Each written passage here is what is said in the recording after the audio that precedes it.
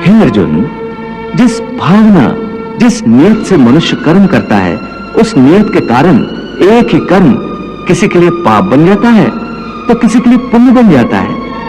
कर्म के इस ज्ञान के द्वारा ही मनुष्य को कर्म, अकर्म और विकर्म की पहचान होती है।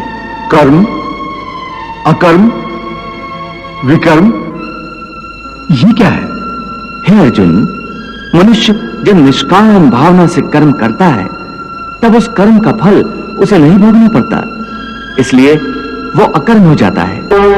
कर्म उसे कहते हैं जो सकाम भाव से फल की इच्छा से किया जाता है।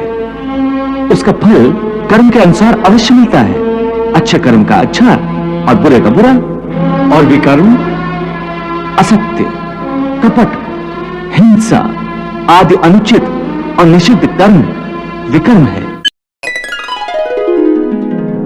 हे पार्थ, जैसे सूर्य उदय होते ही रात का अंधकार नष्ट हो जाता है, वैसे ही ज्ञान का प्रकाश अज्ञान के अंधकार को नष्ट कर देता है। फिर मनुष्य परमात्मा की ओर जाने वाले मार्ग से कभी भटकता नहीं, विचलित होता नहीं। ज्ञान का साक्षात्कार होने के कारण मनुष्य जान जाता है कि एक ही कर्म पुण्य कैसे बनता है और वही कर्म पाप कैसे बन जाता है। तुम कहते हो कि एक ही कर्म पुण्य भी हो सकता है और पाप भी? वो कैसे? मैं बताता हूं पार्थ। उदाहरण के तौर पर एक कर्म को लो। एक मनुष्य ने दूसरे मनुष्य की हत्या कर दी है, तो मुख्य कर्म क्या हुआ? हत्या करना। परंतु यही कर्म पुण्य भी हो सकता है और पाप भी। वो कैसे? एक मनुष्य किसी कमजोर बूढ़े व्यक्ति का धन लूटने के लिए उसकी हत्या कर दे, तो वो क्या हुआ? निश्चय ही वो पाप है। और यदि एक दुष्ट मनुष्य किसी अबला स्त्री के साथ जबरदस्ती बलात्कार करने की कोशिश कर रहा है, तो उस अबला की रक्षा के लिए यदि बलात्कार करने वाले की हत्या कर दी जाए तो वो क्या होगा? ये तो स्पष्ट है कि किसी निसहाय अबला की रक्षा करना पुण्य होगा। तुमने स्वयं ही अपने प्रश्न का उत्तर दे दिया पार्थ। कर्म तो वही रहा, किसी की हत्या करना, परंतु उस कर्म के पीछे भावना क्या है, मारने वाले की नियत क्या है? इसी के फर्क से एक ही कर्म पाप हो सकता है अथवा पुण्य। हे अर्जुन, जिस भावना, जिस नियत से मनुष्य कर्म करता है, उस नियत के कारण एक ही कर्म किसी के लिए पाप बन जाता है तो किसी के लिए पुण्य बन जाता है। कर्म के इस ज्ञान के द्वारा ही मनुष्य को कर्म, अकर्म और विकर्म की पहचान होती है। कर्म, अकर्म, विकर्म, ये क्या है? हे अर्जुन, मनुष्य जब निष्काम भावना से कर्म करता है तब उस कर्म का फल उसे नहीं भोगना पड़ता, इसलिए वो अकर्म हो जाता है। कर्म उसे कहते हैं जो सकाम भाव से फल की इच्छा से किया जाता है। उसका फल कर्म के अनुसार अवश्य मिलता है, अच्छे कर्म का अच्छा और बुरे का बुरा।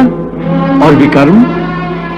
असत्य, कपट, हिंसा आदि अनुचित और निषिद्ध कर्म विकर्म है। इसका अर्थ केशव युद्ध विकर्म है, क्योंकि इसमें हिंसा है। हे पार्थ, तुम अब भी अज्ञान के अंधकार में भटक रहे हो, इसलिए ऐसी बातें कर रहे हो। मैंने अभी तुम्हें बताया कि कर्म जिस भावना से किया जाए उसी से वो पाप या पुण्य होता है। युद्ध यदि अपना धर्म समझकर अधर्म का, अन्याय का नाश करने के लिए किया जाए तो उस युद्ध में मरने पर भी प्राणी को स्वर्ग की प्राप्ति होती है। इसलिए तुम सारी शंका कुशंकाओं को त्याग दो और युद्ध करो। हे अर्जुन, जब तुम्हें ज्ञान प्राप्त होगा तब तुम जान जाओगे कि यह संसार मेरी ही माया है, यह संसार मेरे ही से उत्पन्न हुआ है। मैं ही संसार का पालक हूं, ये सारी सृष्टि मेरे ही माया का खेल है। हे केशव, इस माया के संसार का रूप क्या है? हे अर्जुन, यदि तुम अपने ज्ञान चक्षुओं से देखोगे तो तुम्हें पता चलेगा कि यह माया का संसार एक उल्टे वृक्ष की भांति है, जिसकी जड़ें ऊपर हैं और टहनी और पत्ते नीचे की ओर हैं। अपने अंतर चक्षुओं के द्वारा इसे देखो अर्जुन। हे केशव, मैं संसार वृक्ष को देख सकता हूं।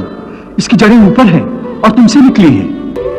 हाँ अर्जुन, जैसे मैंने कहा, यह माया का संसार मेरे ही से उत्पन्न हुआ है, इसलिए इसकी जड़ें मेरे में हैं, और माया का स्थान क्योंकि मुझसे नीचे है, इसलिए यह पेड़ उल्टा है। हे केशव, इस संसार वृक्ष में ब्रह्मा का स्थान क्या है? हे अर्जुन, इस संसार का विस्तार करने वाला होने से ब्रह्मा इस वृक्ष की मुख्य शाखा है और वेद इसके पत्ते हैं। हे पार्थ, शब्द, स्पर्श, रूप, रस और गंध, ये पांचों इस वृक्ष की शाखाओं की कोटलों के रूप में हैं। हे पार्थ, इस माया वृक्ष को सत, रज और तम तीनों गुणों के जल से सींचा जाता है। आसक्ति का मारा मनुष्य इसी पेड़ की डालियों में उलझा रहता है। पार्थ, ये वृक्ष अनादि है, अनंत है। ये वृक्ष संसार के माया का प्रतीक है। हे मधुसूदन, जब ये पेड़ ही सृष्टि है तो इसकी विशाल छाया भी हर ओर फैली होगी, तब मनुष्य इसकी छाया से कैसे बचकर रह सकता है? हे अर्जुन, ये ठीक है कि ये वृक्ष विशाल है, परंतु इस वृक्ष का विधाता तो उससे भी विशाल है। हे अर्जुन, जब तुम ज्ञान और वैराग्य की तलवार से इस संसार वृक्ष को काट दोगे, तब तुम्हें उस परमात्मा के दर्शन होंगे जो सर्वव्यापी है, हर जगह मौजूद है, सब में व्याप्त है। इसलिए पार्थ, तुम मेरी शरण में आओ।